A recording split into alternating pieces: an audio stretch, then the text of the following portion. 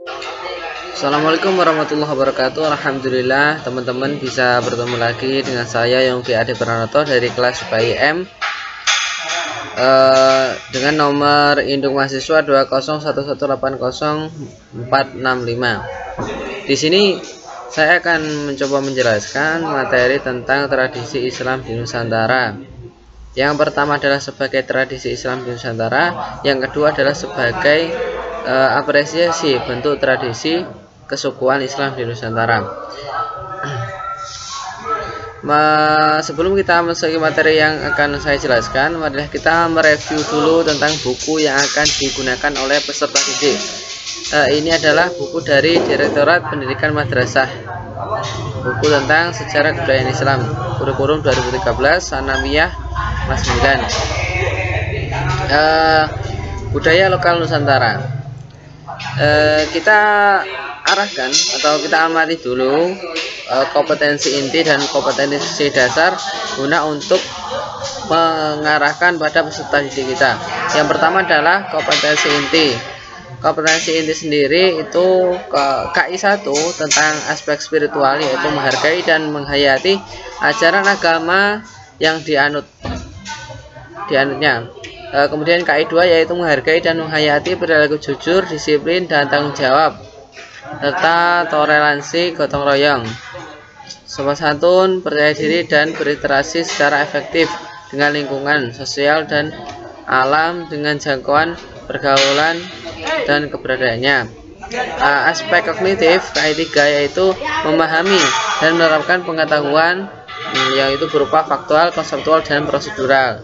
Kemudian KI 4 yaitu mengolah, menyajikan, dan menalar dalam ranah konkret dan abstrak. Kemudian kita lanjut ke kompetensi dasar, yaitu KI 1.1 yaitu meyakini bahwa Allah Subhanahu wa taala memberikan potensi seni dan budaya pada setiap insan dan umatnya. KI 1.3 yaitu menyadari bahwa Allah Subhanahu wa taala menciptakan umatnya itu dilengkapi dengan potensi seni dan budaya. Selanjutnya adalah KI 1.2 menghargai tradisi dan upacara adat kesukuan di Nusantara. KI 1. KI 1.1 kemudian KI 1.2 menunjukkan sikap menghargai keanekaragaman tradisi dan budaya. Kemudian selanjutnya yaitu membandingkan pendekatan seni budaya lokal antara wayang, qasidah, dan hadroh. Kemudian KI 1.3 yaitu menunjukkan contoh bentuk seni budaya lokal. KI 1.3 yaitu menstimulasikan contoh seni budaya lokal dan misalnya wayang, qasidah, dan hadroh.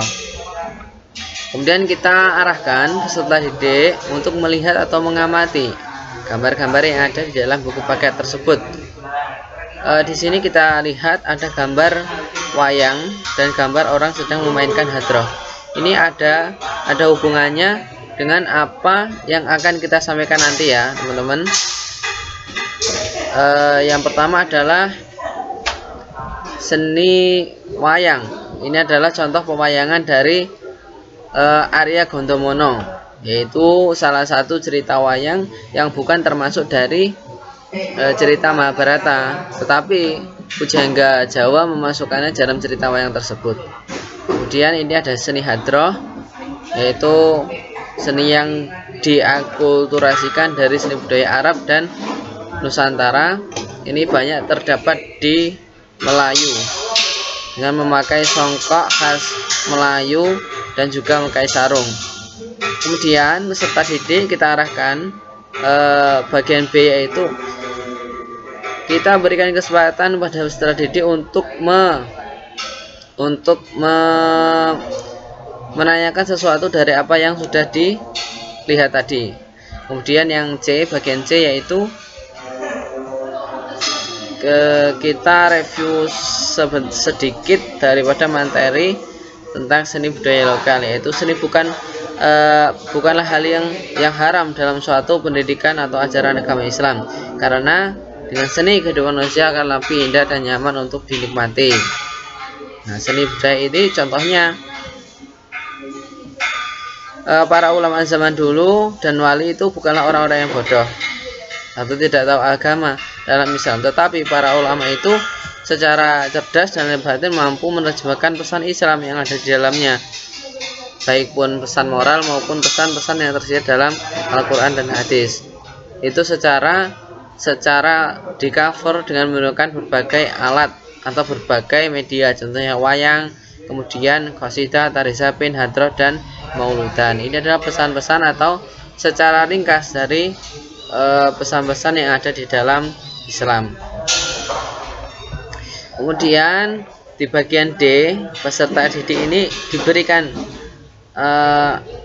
kesempatan juga untuk mengembangkan kreativitasnya, yaitu membuat kelompok, mencari sesuatu yang ada di sekitarnya untuk dijadikan seperti rangkuman. Nanti apa hikmah yang ada di dalamnya. Nah, ini bisa tahu, nanti kita bisa tahu, oh iya ini misalkan mauludan ini apa hikmahnya, seperti itu. Hadroh itu apa hikmahnya, wayang itu apa hikmahnya, di situ nanti bisa terlihat. Kemudian yang selanjutnya adalah refleksi. Refleksi itu setelah mempelajari secara keseluruhan, peserta didik itu kemudian diminta apa yang sudah dilakukan dan apa yang sudah diterapkan, bagaimana cara melestarikannya. Di sini refleksi. Kemudian materi yang terakhir yaitu untuk merangkum setelah apa yang kita jelaskan dan apa yang terdapat di buku ini. Kita berikan pengarahan untuk merangkum semua itu untuk dijadikan referensi ketika ulangan nanti. Nah, demikianlah referensi atau demikianlah review buku tentang buku paket pegangan milik peserta didik. Sekarang kita lanjutkan, teman-teman, kita lanjutkan untuk membahas mengenai mind mapping. Itu saya sudah membuat mind mapping mengenai sejarah atau Islam, tradisi Islam di Nusantara. Perlu kita tahu, kita review sebentar tentang masuknya Islam di Nusantara. Nah, masuknya Islam di Nusantara ini melalui 3 jalur. Jalur pertama adalah melalui perdagangan, kemudian jalur kedua melalui pernikahan, jalur ketiga melalui pendidikan. Ketiga jalur ini akan membuat suatu peninggalan dan berakulturasi menjadi tradisi dan budaya. Nah, paham sampai sini, paham kan tentang adanya tradisi Islam di Nusantara. Nah, kemudian kita lanjut mengenai sejarah Islam di Nusantara.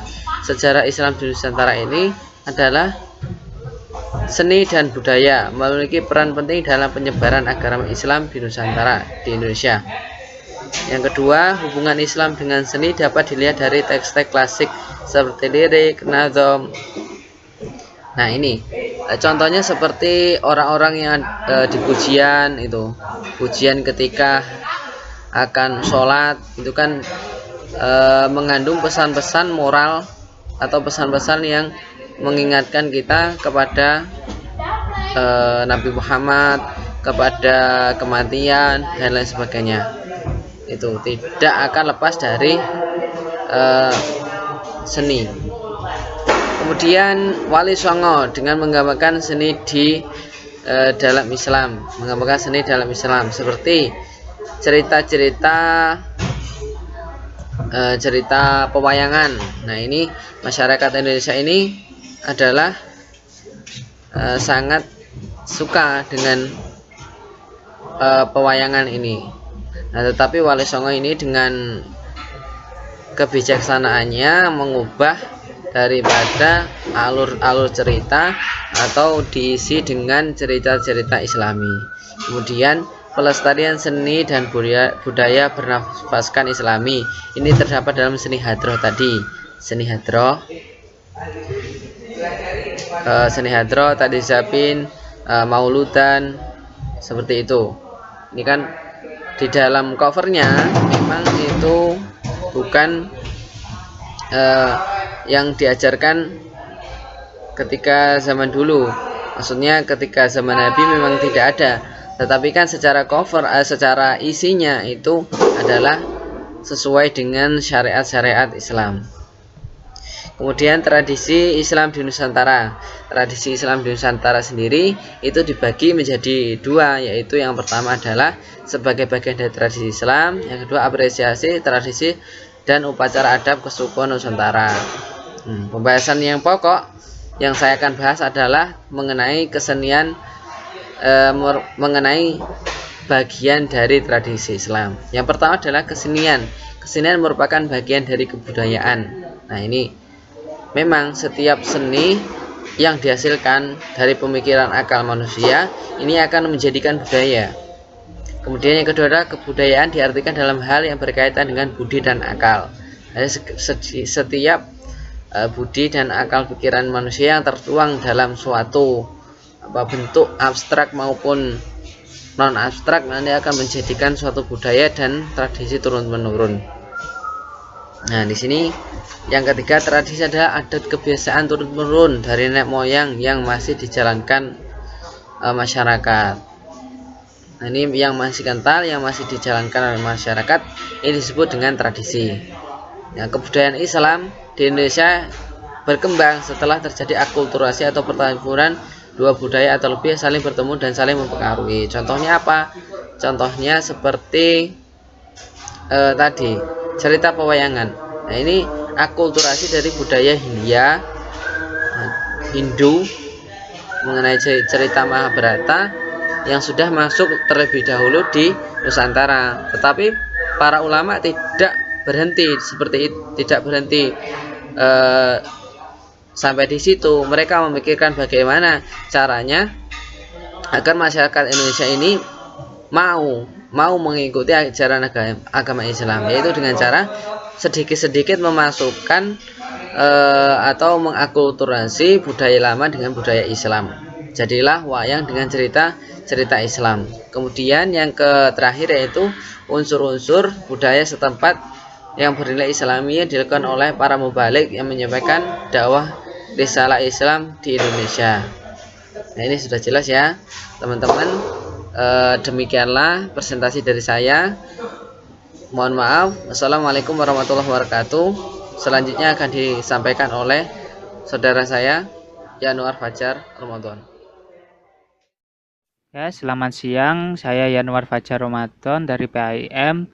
Nomor induk mahasiswa 201180464 akan melanjutkan presentasi dari Mas Yongki Ade Pranoto, rekan saya, dengan subbab selanjutnya yaitu apresiasi terhadap tradisi dan upacara adat kesukuan Nusantara. Pada dasarnya Islam adalah agama yang berkonsep rahmatan lil alamin atau rahmatnya seluruh alam. Dengan adanya sebuah tradisi dan adat istiadat setempat atau di berbagai daerah khususnya di Indonesia yang menjunjung tinggi perbedaan dalam persatuan dan kesatuan sehingga mempunyai ciri khas tersendiri. Dan Indonesia juga adalah negara muslim terbanyak di dunia. Dengan fakta-fakta tersebut, seharusnya kita bisa mengedepankan sebuah bentuk toleransi di mana dalam Al-Quran surat Al-Kafirun ayat 6 bahwa keimanan seseorang berada pada dirinya sendiri dengan bentuk hablum minallah yang tertera dalam ayatnya, yaitu yang berarti bagiku agamamu, bagimu agamamu. Dalam ayat di atas kita diperbolehkan memeluk agama sesuai kepercayaan masing-masing.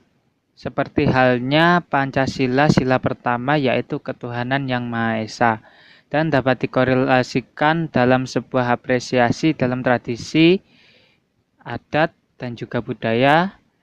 Namun menurut pandangan kami, tradisi ini adalah mempunyai dua makna, yaitu sebuah kepercayaan yang melekat atau sisi kereligiusan, keyakinan seseorang yang memegang teguh ajaran leluhur, dan juga sebuah keunikan budaya dari suatu daerah yang harus dikembangkan dan dilestarikan, atau sebuah ciri khas dari suatu daerah yang diwariskan oleh nenek moyang untuk kita lestarikan.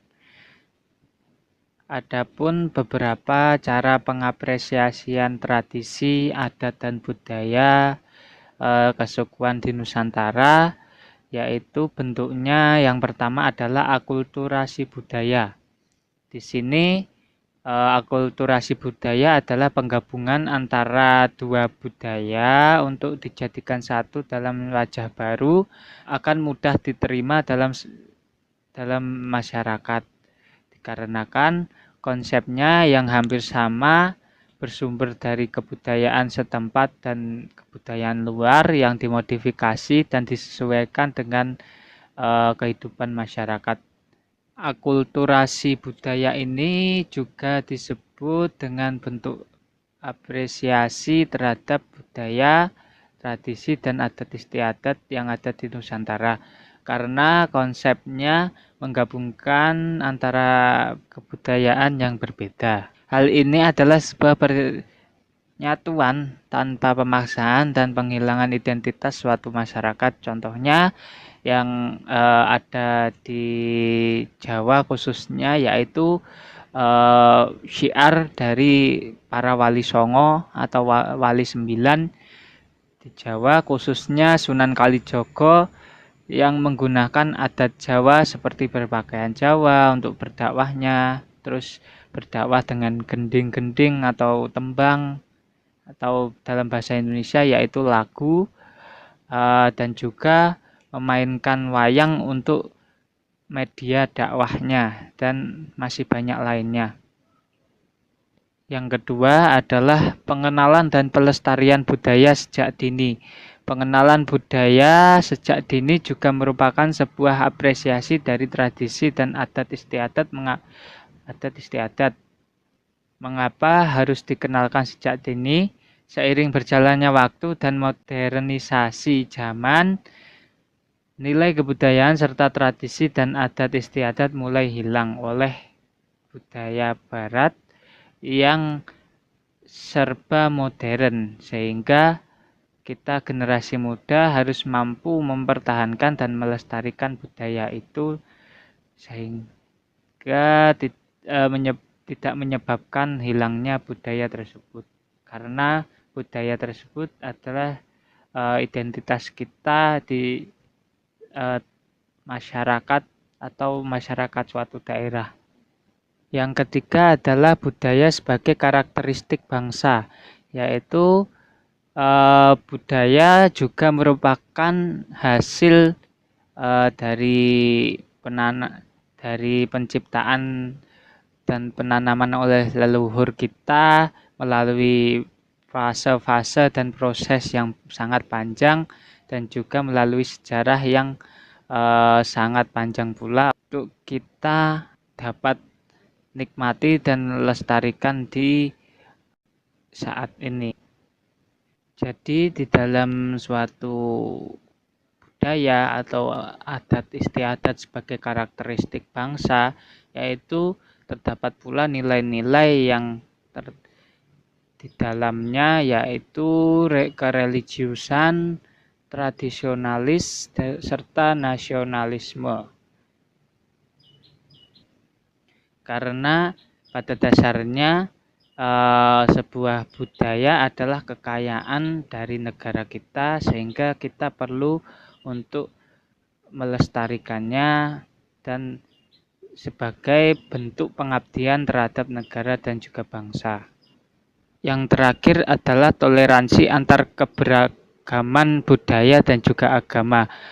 Kita tahu di dalam negara kita atau negara Kesatuan Republik Indonesia, yaitu negara yang multikultur, berbagai agama, ras, suku, dan budaya, serta banyak sekali perbedaan bahasa, namun dapat disatukan dalam sebuah negara atau bangsa. Melalui hal ini juga sebagai implementasi dari perilaku Nabi Shallallahu Alaihi Wasallam atau akhlak Nabi terhadap orang-orang yang berbeda keyakinan dengan beliau. Pada saat itu di Madinah, setelah hijrah dan mendirikan negara Madinah, banyak sekali beberapa orang Yahudi, Majusi, orang Kristiani atau Kristen, dan juga agama nenek moyang yang masih bertahan di situ. Tetapi Nabi Muhammad SAW tidak mengusirnya atau mengusiknya, tetapi malah mendamaikan serta memberikan hak kepada mereka untuk menjalankan ibadahnya dengan kepercayaan masing-masing. Dan juga dalam pidatonya Presiden pertama kita, Insinyur Soekarno, yang berkata yaitu jas merah, yang berarti jangan sampai melupakan sejarah. Karena tanpa adanya sejarah, kita tidak akan menjadi sebuah bangsa besar yang dapat dipersatukan menjadi sebuah negara kesatuan Republik Indonesia melalui sejarah-sejarah dan peristiwa-peristiwa zaman terdahulu yang diperjuangkan dengan segenap tumpah darah oleh para leluhur kita dan juga para pahlawan di zamannya. Terima kasih. Itu mungkin sekian dari kami. Kurang lebihnya kami mohon maaf. Wassalamualaikum warahmatullahi wabarakatuh.